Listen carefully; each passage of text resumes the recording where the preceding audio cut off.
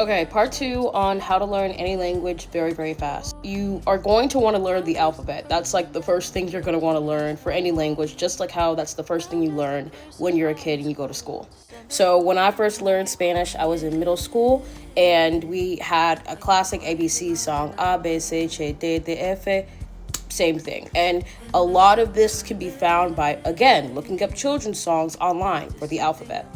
Next, and this is something that a lot of people forget or they don't learn early on, learn question words. You need to learn how to say why, what, how, when.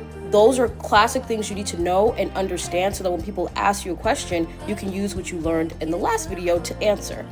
Next, and this tip is strictly for when you're speaking, a lot of non-native speakers in the target language don't learn the filler words, yes, filler words that are in that language. And so it could be a very easy tell that you're American if every time you're thinking you're like, like, so, because those words are English. Those don't exist in other languages. So for Spanish, right, some of the most common ones are like, o sea, es que, digo, like things like that. And it makes you just sound way more fluent.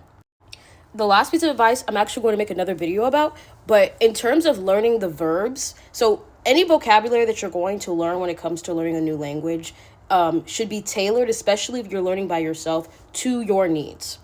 So 5 more words that you basically need to know for any language you're going to learn off the bat is to know, to say, to use, and to be able to. In English, we don't really have a singular verb, but that's basically can. So in Spanish, that'll be like poder. Yo puedo caminar, yo puedo comer. You need to be able to say, I can do something.